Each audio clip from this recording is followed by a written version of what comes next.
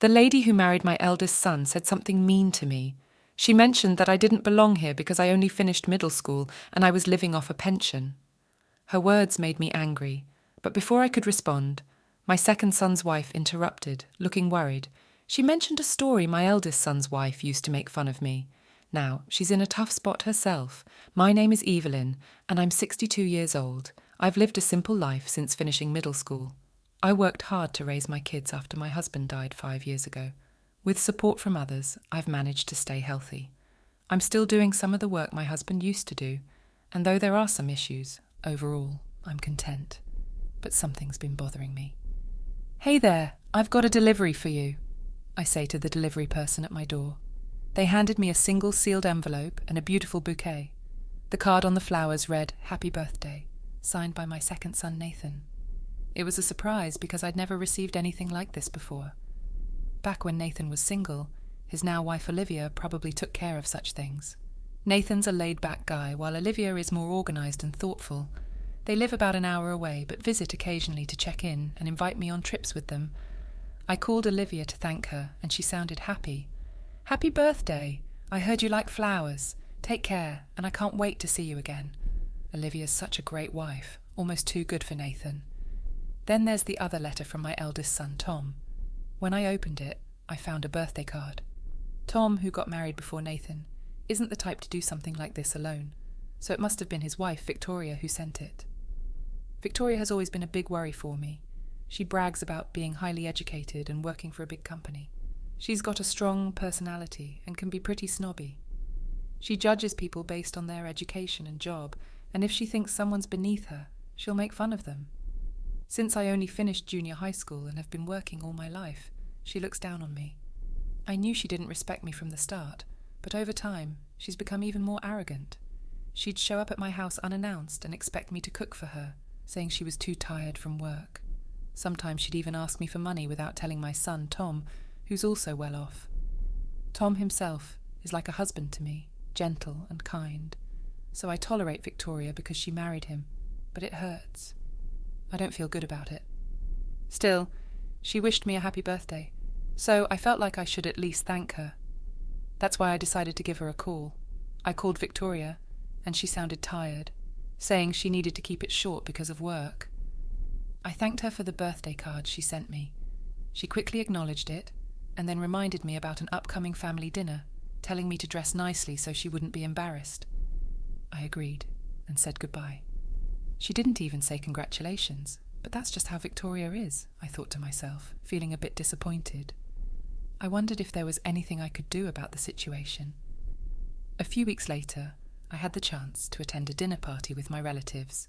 It was for my niece's wedding. She's always been dear to me since she was little. She's a cousin of my sons, Tom and Nathan. Since she wasn't having a big wedding, they decided to throw a dinner party to introduce her new husband to the family. Tom, Victoria, Nathan, Olivia and I were all invited. As we walked through the courtyard where the party was being held, I commented on the nice weather and how lovely my niece looked in her kimono. "You look great in your kimono, and it fits perfectly in this courtyard," I told her. "Well, it's a proper place today, and I haven't been here in a long time," she replied. "I wish I had worn a kimono too. This restaurant is nice and luxurious," I remarked. "Oh, come on.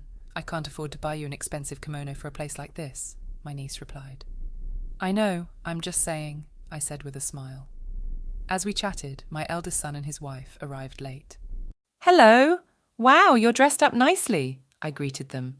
"Hey, you don't have to say it like that," my son Tom tried to intervene. "But I believe those who went to K University would understand that there are things only educated people can grasp. People without education are, let's say, at a lower level. Right, Evelyn?" She suddenly turned to me, but I already knew where this was going. "I'm not sure, Victoria. Maybe you've had a bit too much to drink.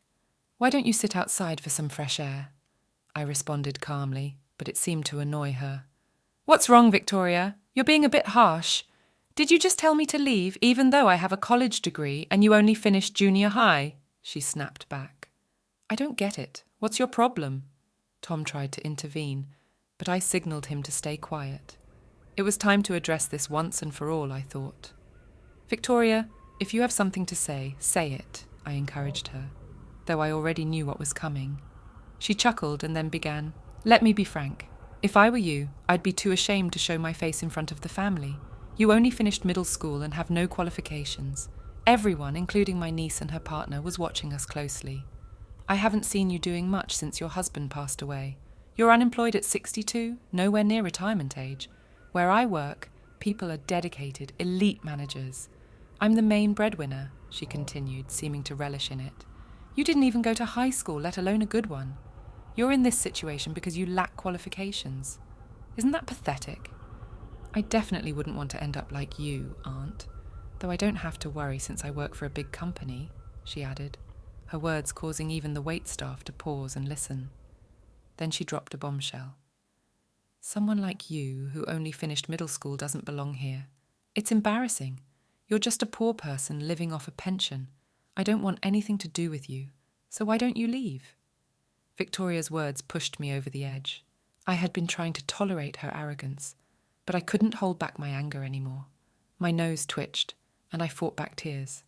I wanted to tell her to just shut up and listen, but before I could, Olivia, looking pale, interjected. Victoria seemed confused as Olivia spoke. The relatives had various reactions. Some were bitter, some angry, and some looked down on Victoria. Tom looked downcast. "What's going on?" Victoria demanded. Olivia, trembling, explained, "Evelyn owns this restaurant." There was a moment of silence. Then Victoria laughed dismissively. "Don't be ridiculous. What are you talking about?" she scoffed. The manager and employees rushed to me. "Boss, are you okay? She's amazing. She's helped me so much," the manager exclaimed. "Do you know what you're saying?" the manager yelled at Victoria. She turned to Tom, bewildered. "Tom, what's happening? Wait, what they're saying is true," Victoria exclaimed. "Yeah, they're right. Dad and Mom started this restaurant, and Mom took over after Dad passed away.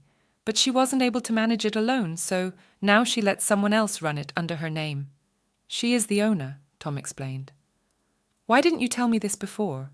If I knew, I wouldn't have said those things about the restaurant or the property. I wanted to leave my mom alone, especially since she was depressed after Dad died. And when you found out about her education, you looked down on her and lost interest," Victoria admitted. "What? How could someone who only finished junior high run such a fancy restaurant? The business must be failing, and the house is old. They are poor," Nathan chimed in, addressing Victoria's ongoing complaints. "Actually," he continued, "Mum likes to keep things simple, and the house is full of memories of Dad. She owns a condo near the station and other properties she and Dad bought together. Honestly, I think she earns more than you do." "What? This is ridiculous. You're just a middle school graduate. Stop talking," Victoria retorted. Suddenly, a calm voice broke through the tension. It was a man who looked around my age, sharply dressed in a suit. A man calmly interjected, "What's going on here?" "Who are you to butt in?" Victoria snapped. "Guess," he replied calmly. Victoria's face turned pale. "No, it can't be." "I'm the executive director," he revealed, the man being my husband's cousin, holding a high position in Victoria's company. I had no clue that one of Victoria's relatives was causing trouble at her company. "Frankly, Victoria, your reputation there isn't great. I've heard you're overly critical of other employees and treat them differently based on their education levels. It's causing significant problems on projects," the executive director revealed, leaving Victoria looking as if she might faint. "I'll look into this case, and I'll ensure my report against you is thoroughly examined. You might face demotion or even termination," he added. Victoria looked like she was about to plead for mercy, but Tom stopped her, saying, "Enough, Victoria. This wouldn't have happened if you'd been honest from the start. Do something about it, Victoria." With a face burning red, Victoria turned on Tom. "Fine, let's get a divorce then.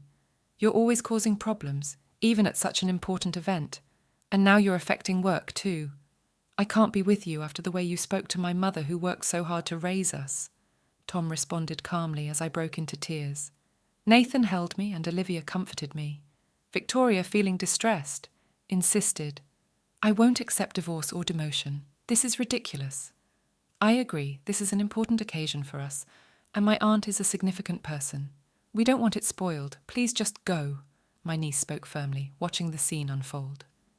Victoria was in disbelief and left the room, with the employees stunned by the turn of events. Tom apologised to everyone for his wife's behaviour, bowing deeply. My niece reassured me, expressing her love and support, while Olivia leaned in to tell me she respected me.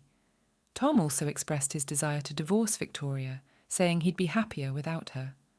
I was taken aback by Tom's decision to divorce because of me, and I felt guilty, but Tom reassured me, apologising for everything and promising to be more respectful to his parents.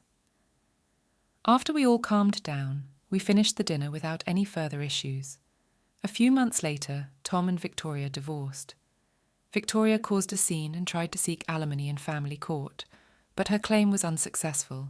An internal investigation at her company revealed her problematic behaviour, and she was transferred to a smaller branch office in another prefecture, effectively being demoted. Something unexpected happened when Tom announced his decision to take over the restaurant.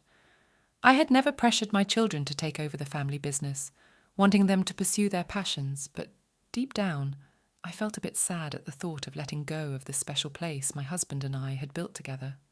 Tom approached me with a serious expression, saying, "Mom, that..." The executive director intervened quietly. "You need to leave now. The restaurant is filled with dads and your love and passion. I initially hesitated to take over because I didn't think I could handle it, so I worked for a restaurant chain instead. But seeing how much your employees love and respect you, I knew I wanted to protect the legacy you and Dad created." I thanked Tom warmly and reminded him that he had much to learn and study. I promised to guide and teach him well as he took on this new role. Tom began working with me at the restaurant, and I found myself busy once again training him.